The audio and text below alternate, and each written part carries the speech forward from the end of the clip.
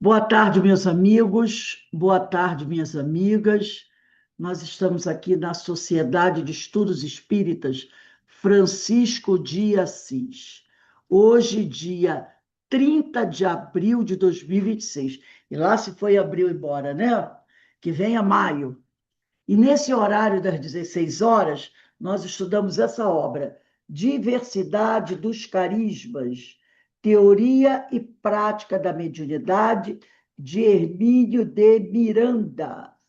Nós estamos estudando o capítulo 19 e hoje vamos iniciar o item 7, o apoio dos amigos espirituais. Antes de iniciarmos, vou pedir para a nossa irmã Ana Constantino. Ana, faz a nossa prece de abertura, minha amiga. Faço. Senhor nosso Pai, agradecemos por esse momento, por essa oportunidade de estudo, de reflexão. Pedimos a bênção, a proteção do Mestre Jesus, da espiritualidade da Casa de Francisco de Assis, que tanto nos acolhe, nos protege, nos ampara e nos fornece a oportunidade de estudo, e que Jesus esteja presente na nossa vida, no nosso caminhar, nos orientando, e que possamos também ter muita força de vontade de mudar, de crescer espiritualmente.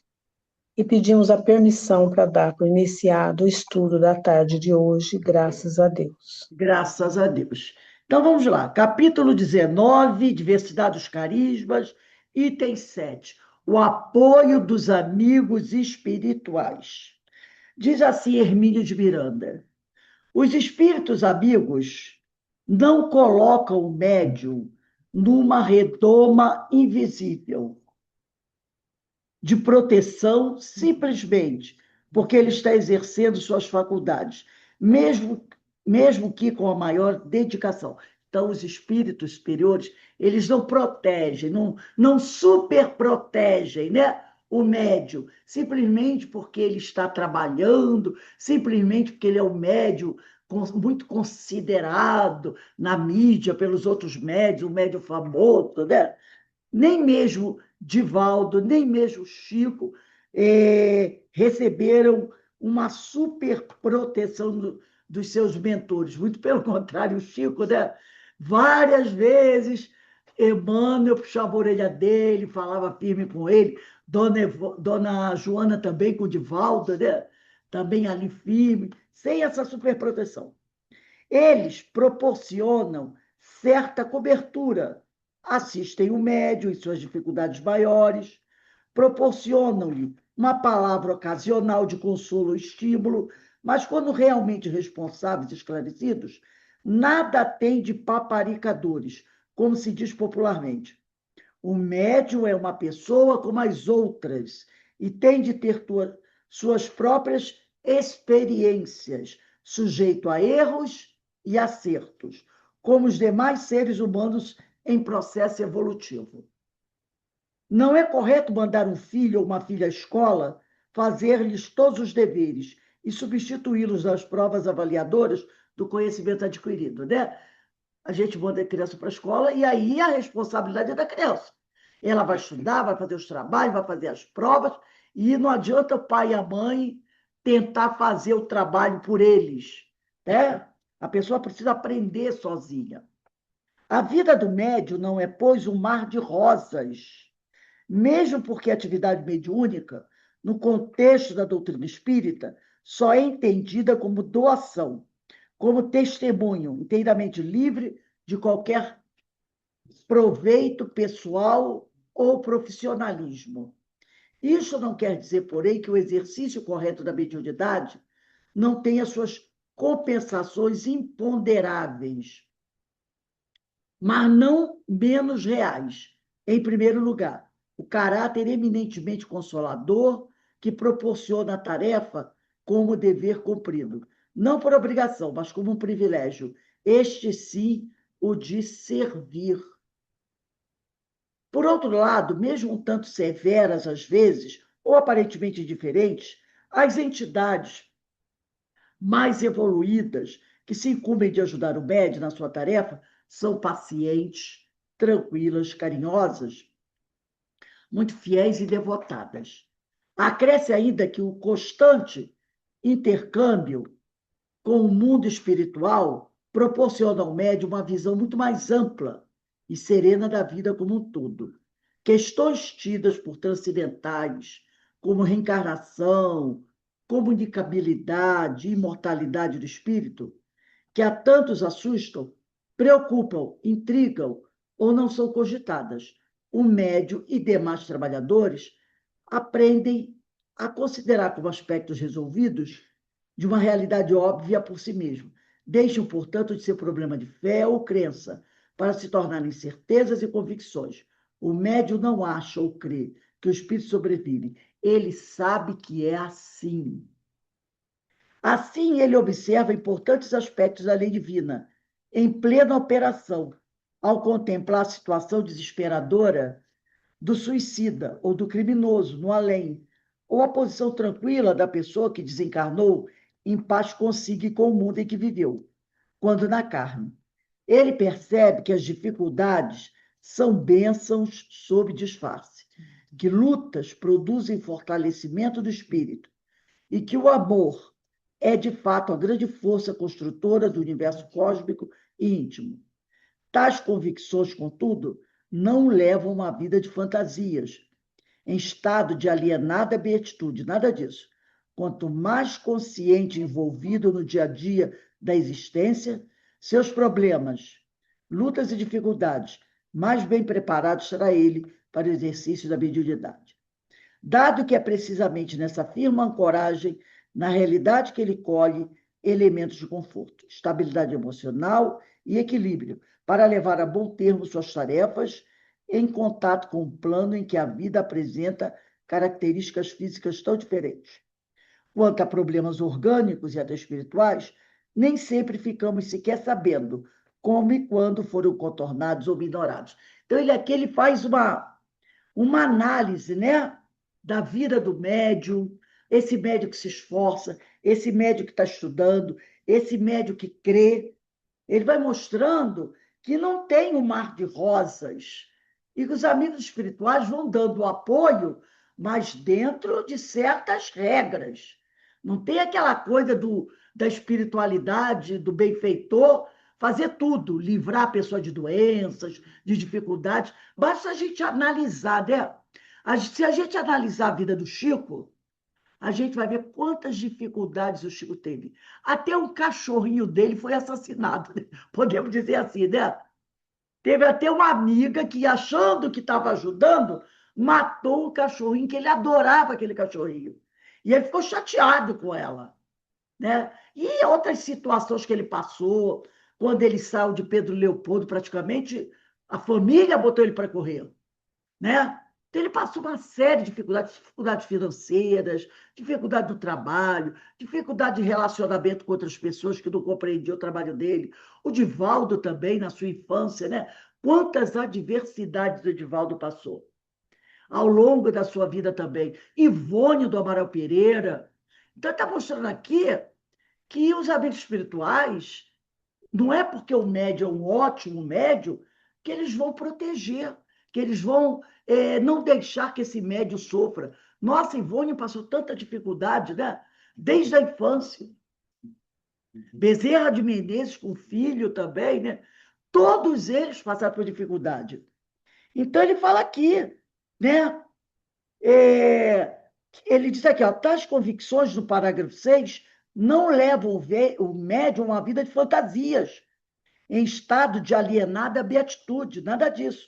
Quanto mais consciente e envolvida no dia a dia da existência, seus problemas, lutas e dificuldades, mais bem preparado estará ele para o exercício da mediunidade. Então, enfrentar as dificuldades da vida, adquirindo essa experiência, né, da luta do dia a dia, vai até ajudar esse médium, torná-lo mais bem preparado para o exercício da mediunidade.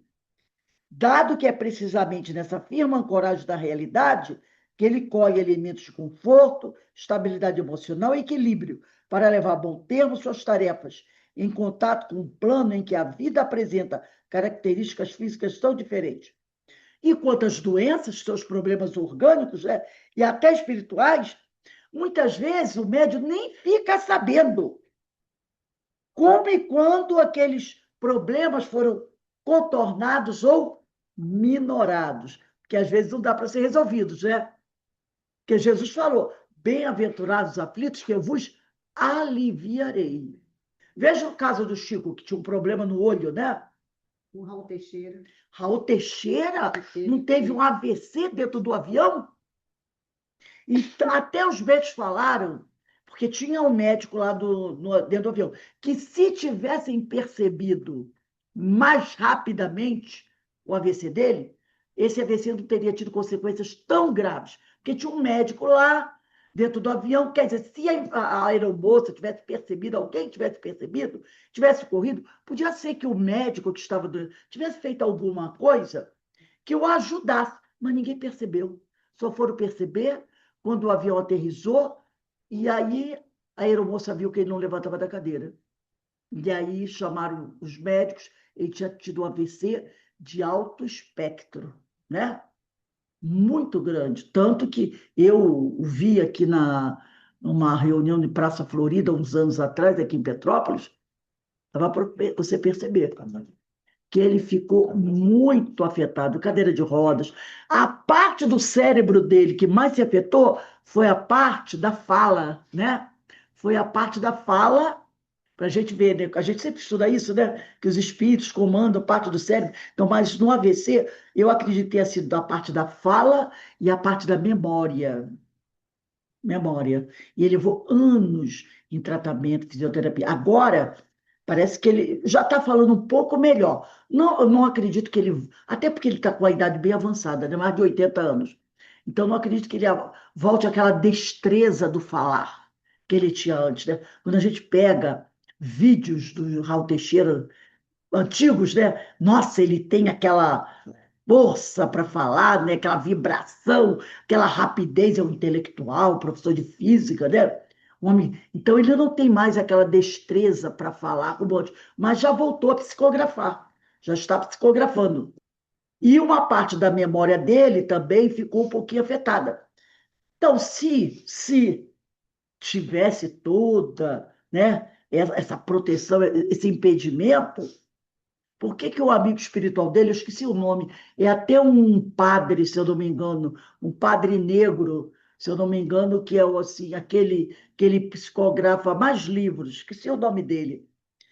Até tem um rapaz jovem, mas normalmente acho que é um religioso negro, que é o mentor espiritual dele, eu esqueci o nome agora. E por que que não livrou disso? Por que que não impediu a ele, né? Para que ele não tivesse aquele AVC. E ele ia, se eu não me engano, ele ia para os Estados Unidos para fazer um seminário, né? Para fazer um seminário. E aconteceu dele ter passado por isso, né? Então, a gente vê que essas coisas, ninguém está livre disso, né? Essas coisas são. É Camilo, né? É o Camilo. É o padre, se eu não me engano, né? Um padre negro, se eu não estiver enganada. É um religioso negro. Então, ele não livrou, não livrou disso. Como o Chico, com aquele olho, né? Também. Divaldo, com graves problemas de coração, né? E olha que ele aguentou bem, mas tinha graves problemas de saúde. Divaldo fez várias cirurgias, tinha vários problemas de saúde. Mas eles vão tentando ali, né? Aliviando, aliviando, aliviando, até que tem uma hora que não dá mais. Então, ele vai contar aqui. Regina tem duas experiências dessas bem gravadas na lembrança, entre outras de menor impacto. Certa vez, ela, Regina, quem não sabe, Regina é o médium que o Hermínio Miranda vai estudar nessa obra Diversidade dos Carismas. Então, certa vez, sentia-se tão mal a Regina que não podia mover-se. Sentou-se numa cadeira reclinável e ficou ali, como diria Antero, nas mãos de Deus. É uma expressão, como diria Antero, nas mãos de Deus. Em frente a essa cadeira ficava um pequeno sofá de 2 lugares. Subitamente, Regina viu 2 homens sentados no sofá. Procurando sintonizar-se neles, ela pôde perceber-lhes a conversa. Um deles era um mulato alto, simpático, com voz agradável de barítono. Ficou, por algum tempo, ouvindo a conversa descontraída que mantinham, quando surgiu uma terceira personagem à porta do aposento. Era claro, baixo, gordo e vestia um jaleco branco. Eram todos desencarnados, né? Assim que ele surgiu, o mulato falou: Ô Ismael, que bom que você chegou. Estávamos aqui somente à sua espera. O outro entrou e os 3 se aproximaram de Regina, que continuava na cadeira, como desvitalizada, semi-morta. O homem ao qual chamaram de Ismael, mais o mulato, tomaram os braços dela e introduziram algo em suas veias, como se fosse um soro, né? Como se lhes tivessem a aplicar uma injeção, uma em cada braço. Subitamente, ela começou a sentir um calor percorrendo-lhe o corpo, sensação semelhante à que experimentou certa vez, ao tomar uma série de cálcio injetável. Em seguida, adormeceu por alguns minutos. Quando despertou, sentiu-se outra. Vestiu-se, desceu as escadas e foi procurar o médico. Eu passei por uma situação semelhante a essa uma vez. E eu fazia, aqui no COI, né, eu tinha uma amiga que ela fazia parte de um centro espírita lá em Guaratiba. Esse centro espírita, toda quinta-feira de Corpus Christi, fazia uma caravana. E a gente ia, ficava quinta, sexta, sábado e voltava domingo. Então a gente ia para. Primeiro ia para Uberaba, depois ia para Sacramento, né? E visitava a casa do Chico, visitava a casa de Eurípides, visitava a casa daquele médium, esqueci o nome dele agora. Inclusive aqui o pessoal de Petrópolis vai fazer uma caravana para lá. Um médium maravilhoso que tem na cidade de Araxá, a gente até Araxá. Era Uberaba, Sacramento e Araxá. Tadeu, um médium de cura maravilhoso. Lá em Sacramento, a gente assistia na sexta-feira de manhã um culto na casa de Eurípides Barçanufo. Esse culto acontecia há mais de 100 anos. Foi instalado por Eurípides Barçanufo. Era toda sexta-feira, 9 horas da manhã. Então, até hoje, que a casa de Eurípides está lá, em Sacramento, a casa dele. Uma casinha pequenininha, gente, se você olhar, você diz, meu Deus do céu, uma casinha pequenininha. E no fundo da casa, ele tinha uma pequena salinha que era onde ele fazia os trabalhos de farmácia dele, né? Preparava os remédios, aqueles remédios, distribuía. Isso lá em 1920, qualquer coisa, né? Então, depois a gente saía da casa do Eurípides, íamos visitar uma gruta maravilhosa. Maravilhosa essa gruta. Essa gruta era uma gruta que no passado, lá em 1800 e qualquer coisa, né, e antes também, Minas Gerais era uma área de muita escravidão.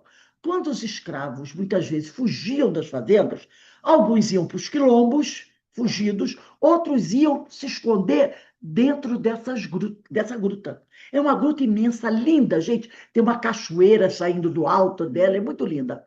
Só que essa é uma gruta com os canais, assim, os túneis, muito profundos por dentro da montanha. Não é permitido, a gente só pode entrar em alguns corredores, mas muito pouquinho, muito pouquinho. Se você entrar, você pode se perder e não sair de volta, morre lá. E muitos escravos faziam isso. Fugiam, entravam nessa gruta, que era imensa, com muitos corredores, se perdiam lá dentro. E morriam lá dentro, de fome e sede, sem conseguir voltar, sem conseguir sair, porque é um verdadeiro labirinto. Inclusive, até hoje é proibido que turistas ou alguém penetre, a não ser estudiosos, que aí eles têm, né, como sair direitinho. E o que a Eurípides fazia? Parece que era sexta-feira, antes do culto, ou sábado, ele de madrugada, por volta de 3, 4 horas da manhã, ele saía de casa, ia andando até a gruta, mais ou menos 2 quilômetros, e ele entrava dentro dessa gruta. Ele entrava. E lá dentro da gruta, dos túneis, ele doutrinava os espíritos que ainda estavam presos lá dentro, desesperados, com ódio, aquela coisa arada toda, né? Então ele doutrinava esses escravos. E depois ele saía e ia para o culto na casa dele. Ele era a única pessoa que entrava ali. Porque todo mundo sabe a história de Eurípides, do espírito superior. Quando a gente vai para lá, a gente faz um trabalho ali na gruta, né? Visita, depois no final fica todo mundo de braço, de mão dada, faz um grande círculo em frente à gruta, né? E quem dirigia a nossa caravana faz uma grande prece e a gente fica todo mundo de mão dada, olhos fechados, e ele vai dirigindo uma prece, todo mundo vai fazendo a prece. Nesse dia, vocês sabem que eu tenho um problema de coluna gravíssimo, né? Eu estava atacadíssima dessa coluna, atacadíssima. Era uma dor que eu sentia, que saía daqui, da minha nuca, e descia, parecia, sabe, porque ela vinha escorrendo, ela vinha por aqui, descia, descia, descia aqui, tomava o meu braço todo e seguia perna abaixo. Eu estava até com a Jaqueline Queiroz lá, que eu fui com ela. E eu estava lá, a gente estava de. Aí todo mundo de mão dada, e eu falei para a Jaqueline, eu não estou aguentando aqui a hora, e eu só faltava chorar, estava com vontade de chorar de tanta dor. E aí começou. Vai lá, Rose, vamos, segura aí, vamos fazer a prece, né? E aí ficamos todos de mão dadas e começamos a orar. Gente, foi uma coisa que eu nunca mais vou esquecer da minha vida. Eu senti na hora eu senti. Porque esse lado eu não sentia nada, eu só sentia desse. Na hora eu senti como se uma mão, na hora que todo mundo ficou fazendo a prece, uma mão pousasse a mão sobre a minha cabeça, sem apoiar, só pousasse a ponto de eu sentir a mão. E a mão foi fazendo assim, ó. Foi descendo, contornando o meu pescoço, meu ombro, meu braço. E o mais incrível, conforme a mão ia descendo, por onde ela passava, a dor ia passando, acabando. Então ele chegava aqui, estava doendo, ele passava a mão e a dor ia diminuindo, sumindo. E ele foi passando, passando, passando. Aí eu estiquei o braço, soltei até a mão da Jaque, e ele foi passando, e aquela mão foi descendo. Quando até chegar embaixo da minha perna, a dor acabou. Acabou. Mas continuou uma coisa. Eu continuei com uma dor numa vértebra aqui em cima, nessa área aqui na cervical. Parecia um ponto, um prego. Essa dor pior passou. Comecei a conseguir andar bem. Mas a dor aqui atrás da cervical, que parecia um prego, parecia que alguém tinha enfiado um prego ali, essa era terrível, terrível. Aí nós fomos depois para Araxá. Em Araxá, fomos para a casa do Tadeu. E o Tadeu é um médium que ele fica parado num corredor dentro da casa dele. Os ônibus vão parando, as pessoas vão descendo, ele abraça pessoa por pessoa. Pode ter assim 8 ônibus, cada ônibus com 60 pessoas. Todo mundo que desce, ele abraça. Todo mundo que desce, ele abraça. Eu não sabia, era a primeira vez que eu fui. Primeira vez. Aí, né, quando eu cheguei perto dele, ele olhou para mim, deu um sorriso e disse assim: há muito tempo que eu estava te esperando. Aí ele me abraçou, eu abracei. Na hora que ele me abraçou, ele pegou este dedo. Eu nunca tinha falado com aquele homem, nunca tinha visto aquele homem, nem conhecia a história daquele homem, fui conhecer naquele dia. Ele me abraçou, falou comigo, eu já estava te esperando há muito tempo, algo assim. Ele me abraçou assim, e de repente ele pegou este dedo, colocou justamente na vértebra que estava dolorida. Ele colocou o dedo na vértebra e apertou. Pum. Na hora que ele apertou, eu fiz assim, sabe? Eu fiz assim. Aí ele tirou o dedo, a dor desapareceu na hora. Então eu fiquei, sabe? Se eu fosse uma pessoa incrédula, justamente aqui, eu nunca mais senti essa dor. Era como se eu tivesse um prego enfiado na minha cervical. Pois ele foi com o dedo, encostou o dedo ali, apertou. Aí eu senti aquela, sabe, aquela agulhada. Aí ele tirou o dedo, a dor acabou. Aí ele olhou para mim, sorriu. Eu abracei e falei: muito obrigado. Foram 2 momentos ali, nessa caravana. Uma lá em Araxá, na gruta onde Jesus, onde Eurípides fazia a doutrinação, e na casa do Tadeu, né? Dois momentos maravilhosos. Então, oi? Não, o Tadeu está vivo. Tanto que vai ter uma caravana esse ano, eu estou até pensando aqui, que eu já é o pessoal aqui de Petrópolis que vai. Inclusive, eles vão também na na fazenda do senhor Mariano, que eu até falei para vocês, que é o tio do Eurípides. Na fazenda eu nunca fui, estou até pensando aqui. Né? É uma caravana que vai sair de Petrópolis. Então, ela recebeu aqui, eu contei essa história por causa da Regina, que ela recebeu um tratamento espiritual, né? Ela recebeu um tratamento espiritual ali na casa dela, porque, como ele falou aqui, ela estava das mãos de Deus. Devia estar numa gripe muito forte, um mal-estar terrível, e eles trataram dela, fizeram, né, uma aplicação como se fosse um soro, uma injeção, né? Eles aplicaram, introduziram algo em suas veias, como se ele tivesse a aplicar uma injeção em um em cada braço. Então, eu falei desse tratamento que eu recebi ali naquele momento, porque foi uma coisa assim muito. Só eu vi. Depois é que eu falei para a Jaque. Falei, Jaque, lá no Iaraxá, falei, Jaque, eu recebi o tratamento agora. E teve outras pessoas que também receberam o tratamento. Não foi só eu, porque nós fizemos um grande círculo e ali a espiritualidade veio, né? E tratou o pessoal ali. E lá no Tadeu, muitas pessoas também são tratadas ali com o abraço que ele dá, que ele é um médium de cura espetacular, espetacular, né? Uma pessoa muito humilde. Então, são tratamentos, são ajudas que o plano espiritual fornece para a gente, entendeu? Eles fazem isso para a gente. Como a Regina aqui, ela sentiu, né? Então, ela disse aqui, ó, subitamente ela começou a sentir um calor percorrendo-lhe o corpo, sensação semelhante à que experimentou certa vez ao tomar uma série de cálcio injetável. Então, ela comparou a aplicação que eles deram nela com a aplicação que uma vez ela recebeu. Aí foi realmente no médico, cálcio na veia. Então, ela comparou os dois tratamentos. Em seguida, adormeceu por alguns minutos. Quando despertou, sentiu-se outra.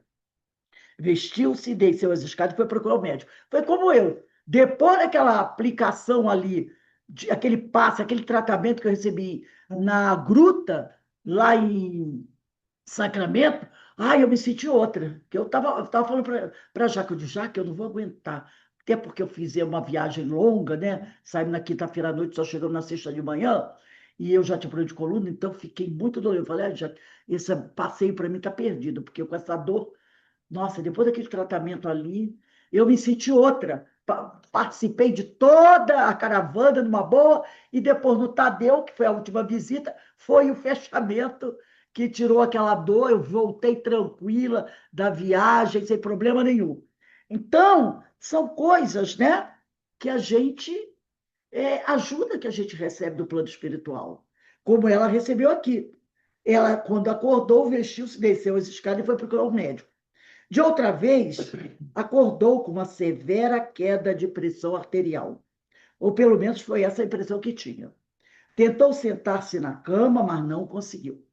Sua intenção era ir até a porta, chamar a vizinha do lado, no mesmo andar.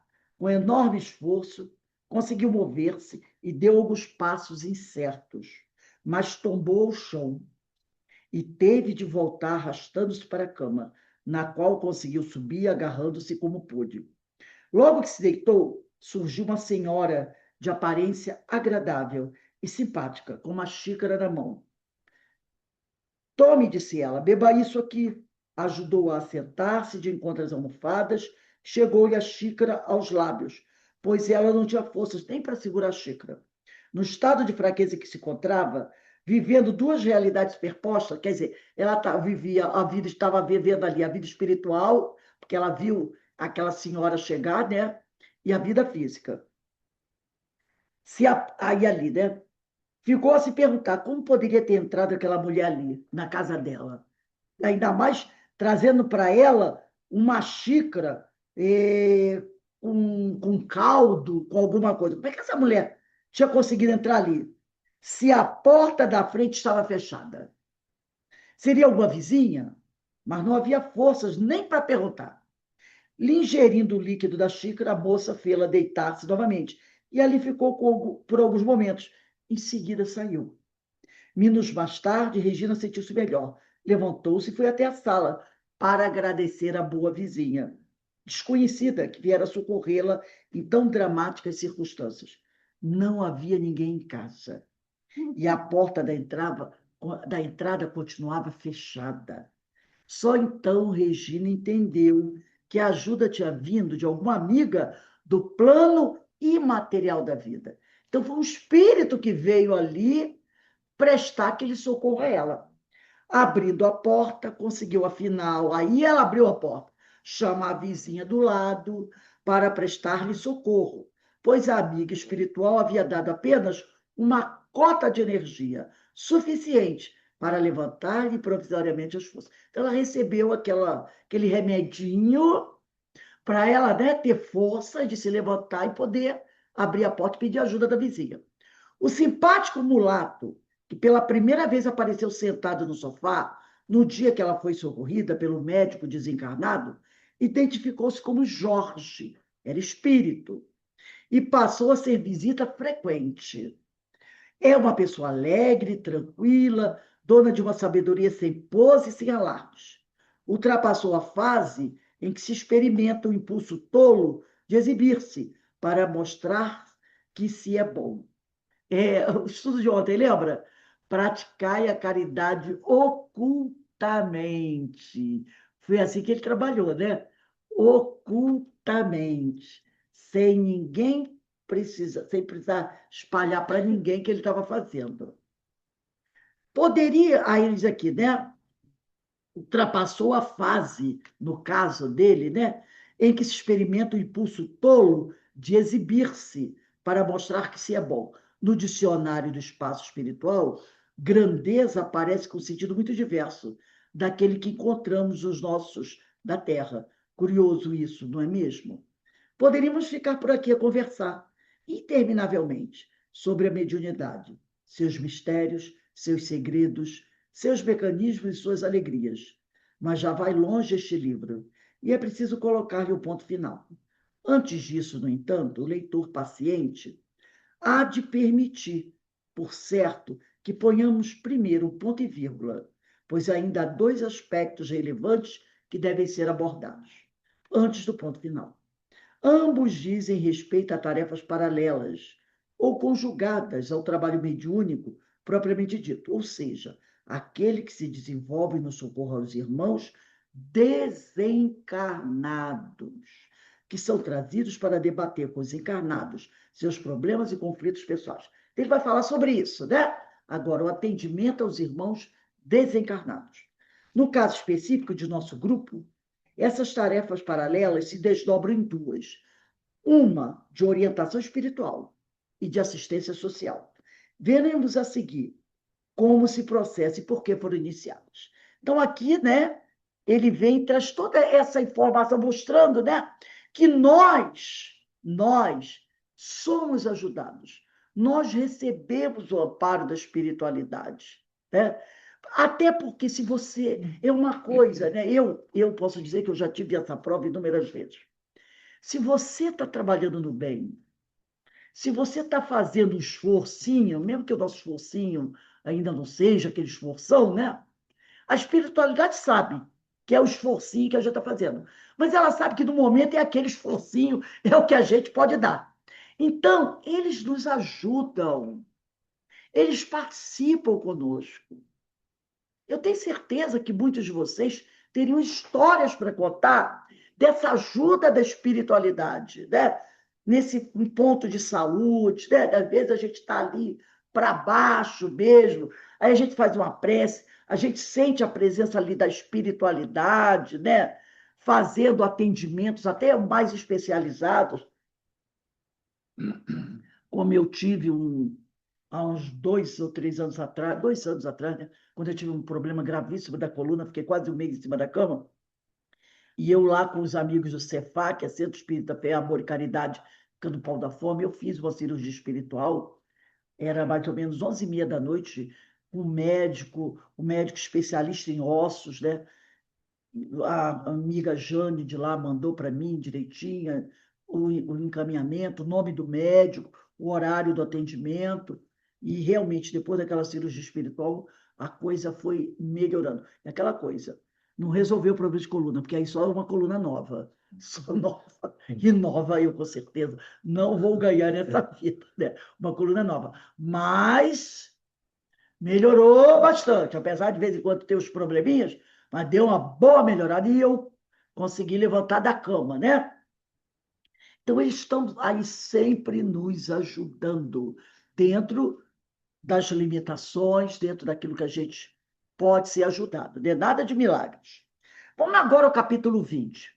Né? Esse livro vai terminar com o capítulo 21, né? Por isso que ele disse que tem 2 capítulos. Capítulo 20. Atividades paralelas e complementares. Orientação espiritual. Aí ele vai dizer aqui, né? Deixa eu só. Ele vai dizer assim: mais de uma vez, em conversa comigo, lamentou a querida Ivone do Amaral Pereira. Era uma grande amiga de Hermínio de Miranda. Ivone foi grande amiga de Hermínio de Miranda.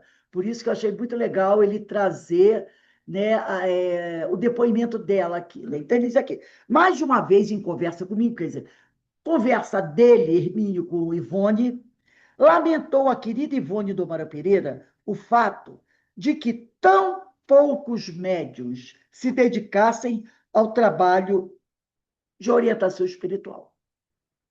A despeito de toda a sua intensa atividade do movimento espírita, e fora dele, Ivone fez questão de reservar uma parcela de tempo a essa tarefa, que sempre considerou da maior importância pelos benefícios que pôde observar durante a sua longa prática mediúnica. Sou testemunha, diz Hermínio, da sua dedicação a esse trabalho, que manteve enquanto teve forças para fazê-lo, sem prejuízo da participação nas demais tarefas. Que tarefas outras era essa? De desobsessão, nas quais funcionou durante muitos e muitos anos como médium psicofônico e de psicografia, como médium respeitável, que produziu obras de grande valor doutrinário e documental, como Memória de um Suicida e outras. Além de tudo isso, escreveu livros com seus próprios recursos, como Recordações da Mediunidade, Devassando do Invisível, bem como escreveu artigos em publicações doutrinárias.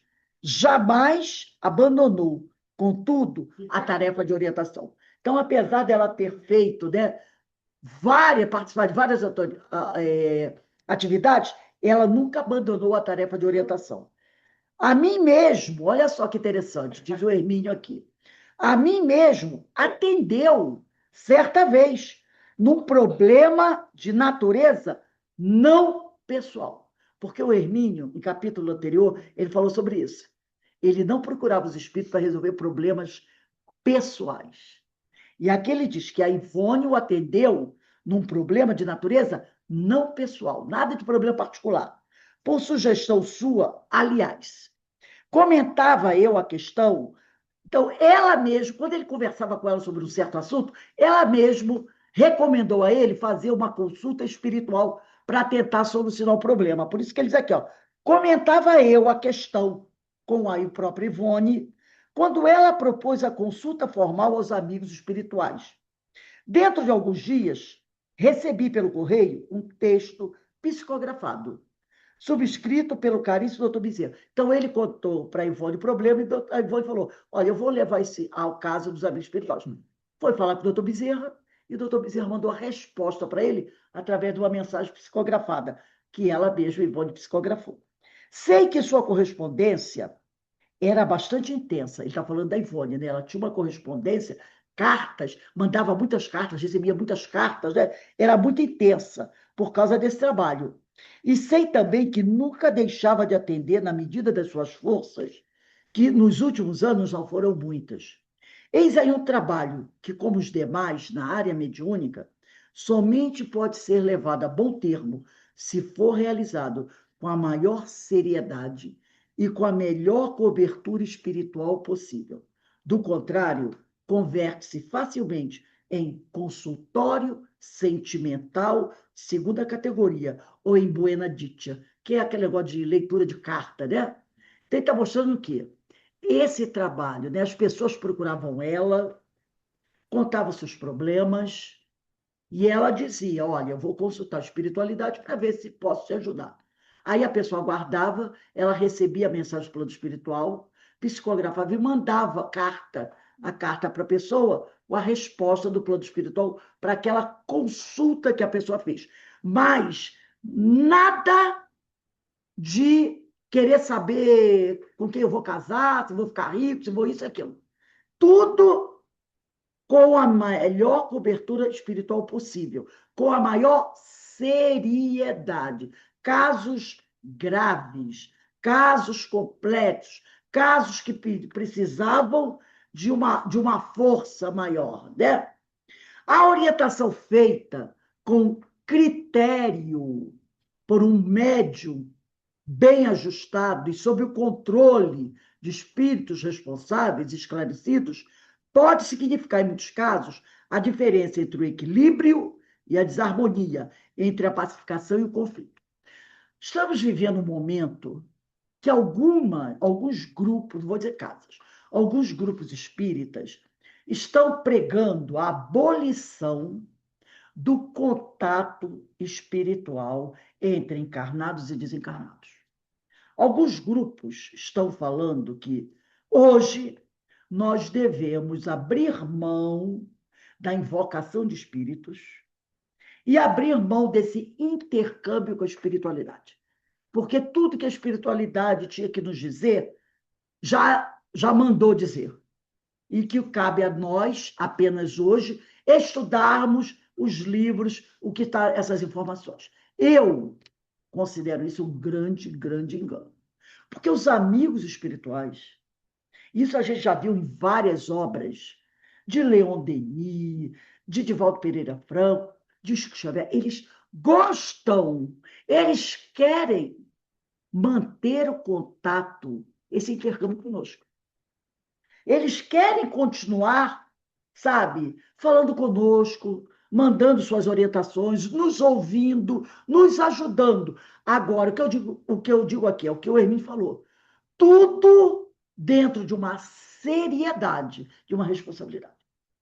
Então, eles querem nos ajudar, nos orientar, né, como devemos buscar certas coisas, como o próprio Hermínio falou aqui, e outros amigos espirituais falaram, sem querer nos dar ordem, sem querer dizer para assim, faça assado, né, nos dizendo, né, como, se eu não me engano, foi aquele amigo espiritual que falou, Hahnemann, como Hahnemann falou para Kardec, lembra que Kardec queria terminar logo a publicação do Livro dos Espíritos?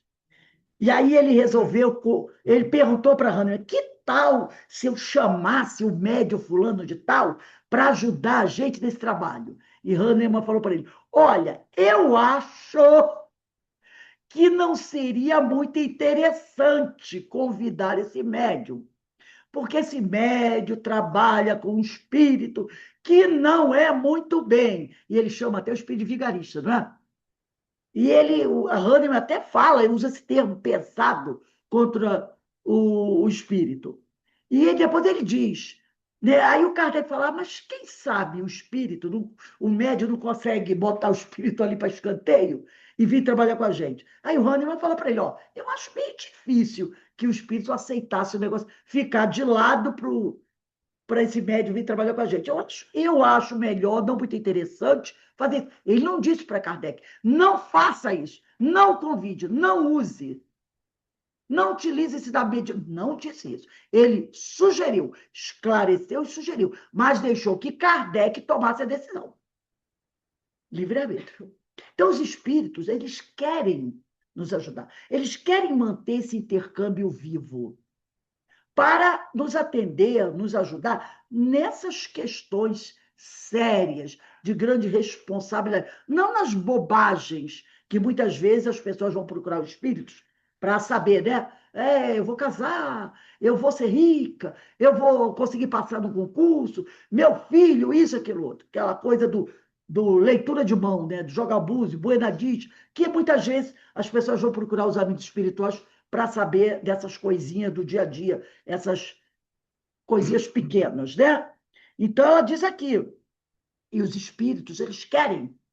Eu acredito, na minha ideia, que é um tremendo equívoco o que esses grupos estão falando, de acabar com o intercâmbio.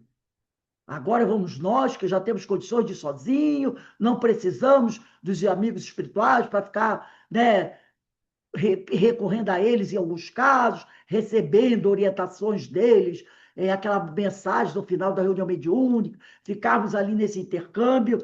Muitos até sugerem o fechamento das reuniões mediúnicas nas casas espíritas. Então, tem um grupo muito grande, que não é coisa, gente pouca não, que prega esse tipo de coisa, né? Como prega contra as obras de André Luiz, que são psicografia de Valdo, contra as obras de Joana de Ângeles, né? Dizendo que é tudo fantasia de médiuns que estavam, sei lá, vendo coisas assim, inventando coisas assim, esse tipo de coisa, né? Então, ele diz aqui, através dela, né, porque ele falou, a orientação feita com critério, orientação com critério, solicitar os amigos espirituais para receber uma orientação com critério. A orientação feita com critério por um médium bem ajustado e sob o controle de espíritos responsáveis, esclarecidos, pode significar, em muitos casos, a diferença entre o equilíbrio e a desarmonia, entre a pacificação e o conflito. Porque se você vai buscar ajuda com um médium desequilibrado, já viu que o espírito que o assessora também, né, deve ser meio desequilibrado. O que a mensagem que vier desses pode trazer um transtorno para você. Já uma mensagem vinda através de um médium, né, bem esforçado, estudioso, equilibrado, atendido por um espírito também equilibrado, né, cheio de amor, pode ajudar você a se harmonizar, a se equilibrar. Aí ele diz aqui, através dela, dessa orientação, temos oportunidade de ouvir uma opinião sensata e esclarecedora de alguém que está em melhores condições de oferecê-la. É o equivalente a uma conversa de vital importância com um amigo paternal ou uma amiga maternal, que nos ajude a botar a cabeça no lugar certo. Está até entre aspas, né? Antes de resolver uma situação que nos parece irremediável, ou aceitar outra que se nos afigura insuportável. Não saberia dizer eu quantas vidas têm sido preservadas com isso e quantos laços de família têm sido consolidados ante a palavra serena e consoladora de amigos invisíveis. Sempre atenta às recomendações contidas na codificação acerca do exercício da mediunidade, Regina procurou concentrar-se em duas faculdades predominantes, a psicofonia e a psicografia. Isso o Hermínio também chama atenção para a gente, né? Que é melhor você se concentrar em uma, duas ou no máximo três faculdades mediúnicas do que querer atirar em 10, 50. Ainda que eventualmente servisse de veículo a manifestações episódicas, de evidência, efeitos físicos e outras, como vimos. Certa vez, contudo, foi levada em desdobramento a uma reunião no plano espiritual, onde encontrou vários dos seus amigos encarnados e desencarnados. Para sua surpresa e emoção, comunicaram-lhe que lhe estavam confiando uma tarefa paralela, a de receber orientação espiritual pela psicografia, como essa que a Ivone fazia, tá? Seria um trabalho voltado exclusivamente para a orientação, o consolo, o esclarecimento e a pacificação, enfim, de pessoas encarnadas que, porventura, recorressem a ela em dificuldades emocionais. Então, as pessoas iriam procurar por ela, contando as suas problemáticas, como faziam com a Ivone, e ela consultaria os amigos espirituais sobre a problemática daquela pessoa e depois ela responderia à pessoa. Mas, para atender as pessoas encarnadas que estivessem com dificuldades emocionais. De volta à vida de vigília, Regina não se preocupou demais com o assunto. Não tinha grande experiência desse tipo de trabalho, mas confiava nos seus amigos espirituais que, sem dúvida, socorrê-la-iam, assistindo-a da melhor maneira possível. Do contrário, não lhe teriam atribuído a tarefa. Algumas semanas depois, uma entidade espiritual que ela não identificou aproximou-se e lhe deu instruções sobre a maneira de proceder para o trabalho, né? Que se dedicasse à prece e à meditação, a horas certas, e escolhesse um dia da semana para isso, e que somente em casos de extrema necessidade poderiam atender-lhe fora desse esquema, fora desse dia, fora desse horário, só em caso de extrema necessidade. Ela decidiu pelo dia em que habitualmente realiza seu culto evangélico no lar. As pessoas desejosas de orientação deveriam fornecer-lhe nome, endereço e aguardar. Então, né, justamente no dia do culto, deveria ser depois do culto, né, ela faria esse trabalho. É um trabalho de psicografia igual aos outros. As folhas em branco, com nome e endereço anotados do alto, são colocadas sobre a mesa, enquanto ela faz suas preces e lê os textos escolhidos. A certa altura, terminadas as leituras e as preces, ela coloca o papel à sua frente, toma do lápis e espera em estado de concentração, ou seja, relaxamento. Quer dizer, as pessoas mandam cartas para ela, com nome, endereço direitinho. Ela lê aquela mensagem, né? Lê a mensagem da pessoa, dá nome, endereço direitinho. Depois ela pega uma folha de papel, deixa ali, faz a prece e vem a mensagem respondendo aquela carta que a pessoa mandou. Depois ela deve juntar, né? Aquela carta da pessoa, como eu já vi fazerem, com a mensagem da plano espiritual, bota no outro envelope e manda de volta, né? Então, aqui, a entidade espiritual, então, se aproxima e transmite a orientação para aquela pessoa que mandou a carta e que, na hora, ela escolheu a carta para atender, né? Acontece-lhe, às vezes, ver na sua tela mental, enquanto psicografa, a imagem do consulente, da pessoa que mandou a carta, e sentir os seus problemas espirituais. Quando o problema está ligado a alguma existência anterior da pessoa, e isso é comum, ela entrevê cenas que se projetam como num vídeo tape. Suponho eu que pelo processo que resolvemos denominar de visão diencefálica. Já estudamos isso lá, né, se eu não me engano, foi o ano passado. Em alguns casos, a entidade dá certas informações adicionais, sem fazê-las constar do texto psicografado. Então, o espírito passa para ela algumas informações sobre aquela pessoa que mandou a carta, mas ele não coloca essa informação que ele passa para a Regina na resposta para a pessoa ler, entendeu? É alguma coisa que ele ficou sabendo da pessoa, ele fala para ela, mas ele não bota isso para a pessoa ler, até porque ele pode falar algo grave e a pessoa está preparada, né? Então, ele diz aqui, isto ocorre principalmente quando o pedido é formulado por terceiros em favor de alguém. Então, às vezes, é uma mãe pedindo uma mensagem de consolo, uma orientação para um filho, para um marido, né? Explica-se, nem sempre a pessoa está em condições suficientes de equilíbrio para tomar conhecimento de certos aspectos da sua problemática, ou então é uma criança que não tem como conhecer o texto. Então, é aquela coisa, né?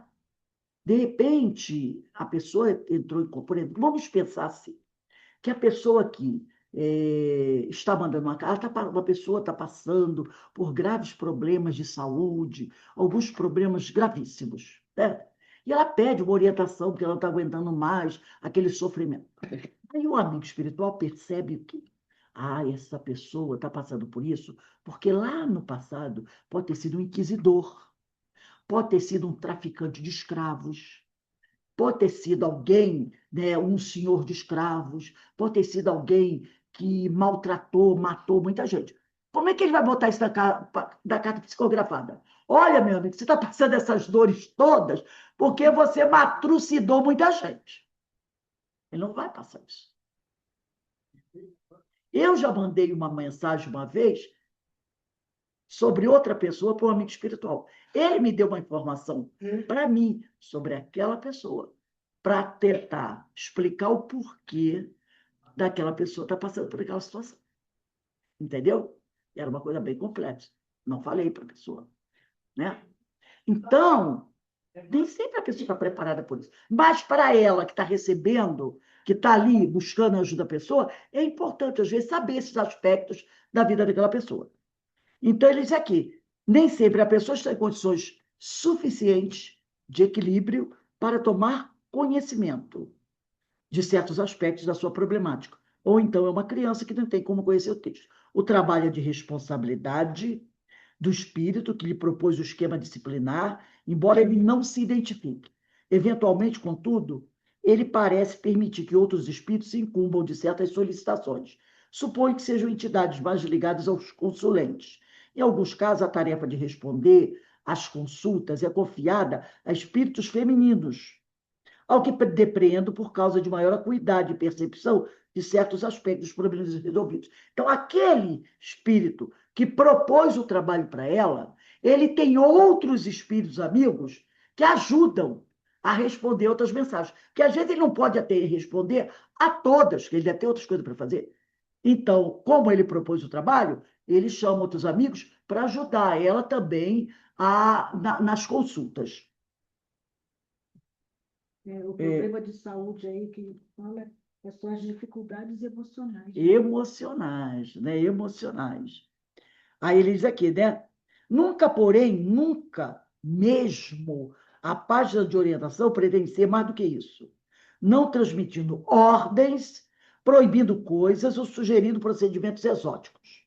Nada disso. É uma opinião, um conselho, uma sugestão, quase sempre com apoio em esclarecimentos que explicam a situação de crise em que se acha a pessoa. Então, é uma orientação, um esclarecimento, um consolo. Nunca um faça isso ou faça aquilo. Outro aspecto importante: os benfeitores espirituais responsáveis por essas páginas não têm o hábito de atribuir qualquer distúrbio emocional ou psíquico à mediunidade, embotada ou a obsessores desencarnados. Eles não fazem essa ligação. Não dizem para a pessoa, olha, você está com esse problema emocional psíquico porque você precisa desenvolver a mediunidade. Não, é porque tem obsessores atrás de você. Só quando, no entender deles, a situação é essa mesma. Então, dizem uma palavra sobre esse aspecto particular, sugerindo esta ou aquela orientação, mas sempre de forma muito delicada, muito sutil, com muito cuidado. Em suma, não são entidades oraculares, como oráculos, dispostas a decidir o futuro do consulente. São amigos mais experimentados e com uma visão mais ampla dos problemas suscitados e que se limitam a dar uma discreta opinião, o que não impedem de serem um tanto severos, às vezes, quando entendem necessário, né? Como não houve nenhuma preocupação estatística ou de fichário, não se cuidou de registrar um por um os casos. Ficou, porém, um acervo suficiente de testemunhos, sobre os quais podemos comentar alguns aspectos, preservando-se a identidade das pessoas envolvidas. Então, ela não fez um relatório sobre cada caso, mas alguns casos ela preservou alguma informação. Por isso, e esses casos dessas consultas é que serão tratados na aula futura. Aí vai trazer o caso 1, o caso 2, são pessoas que ela atendeu com suas dificuldades e que veio, né, a resposta, a orientação dos espíritos, né? Então, nós vamos parar por aqui, porque na próxima aula está aqui, ó. Vamos, portanto, a alguns exemplos ilustrativos, colhidos sem nenhum plano pré-estabelecido ou propósito específico. Então, a ideia agora, na próxima aula, nós vamos ver esses casos, é de mostrar, nos orientar, sempre no sentido, né, de ajudar a gente a compreender qual é a situação daquelas pessoas, as problemáticas e como é a resposta dos espíritos para isso. Muito interessante esses casos aqui, até mesmo para quem trabalha com sendo doutrinador, né? Sendo esclarecedor das reuniões mediúnicas. Muito bom. Então, a partir da semana que vem, a gente vai começar o estudo dos casos, né? Sem nenhum plano estabelecido ou propósito específico, a não ser de trazer uma orientação para todos nós. Então, semana que vem, hoje são 30, né? Hoje são 30. Semana que vem é dia 5, não é isso? Dia 4, dia 4. Não, 30 de não, abril, não, quinta-feira, dia 17. 4. Ah, não, É desculpa. de maio, É 17, maio, 17. eu estava olhando de junho. 17? Quinta-feira, dia 7. 7 de maio. Caso número 1, 7/5/26. Muito interessante isso. Eu já li os casozinhos aqui da frente, os casos da frente. Muito interessante. Tem casos aqui muito interessantes mesmo, né? E aí a gente vai vendo, a gente vai aprendendo, vai encontrando o suficiente, porque às vezes você pode encontrar um caso desse dentro de casa, né? Com um parente, um amigo, e aí você pode dali dar uma orientação, fazer uma ajuda. Então a gente vê como o Hermínio de Miranda, eu adoro, né? Ele é um grande estudioso da doutrina, né?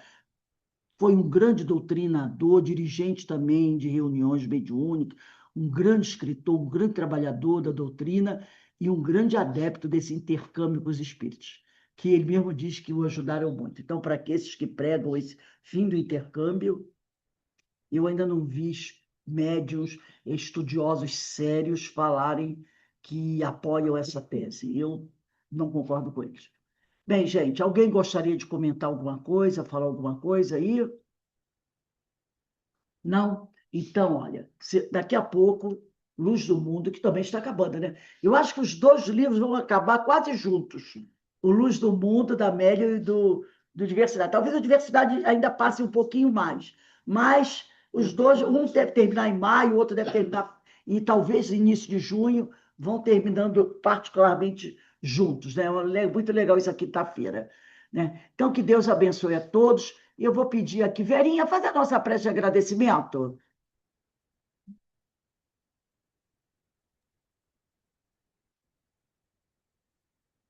Sempre muito gratos a Jesus, esse mestre amado, essa doutrina que nos instrui, nos liberta.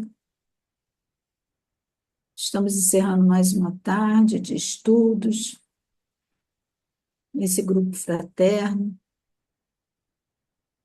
onde estudamos, nos instruímos e buscamos colocar em prática esses ensinamentos tão necessários para a nossa vida diária.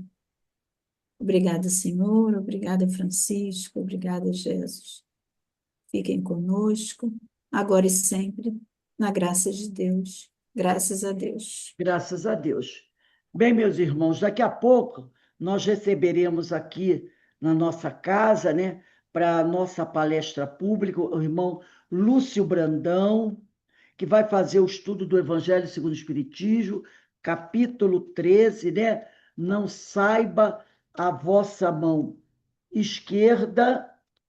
Vamos lá, não saiba. Deixa eu abrir aqui. A nossa mão esquerda, o que dê a vossa mão direita, no item 13, né?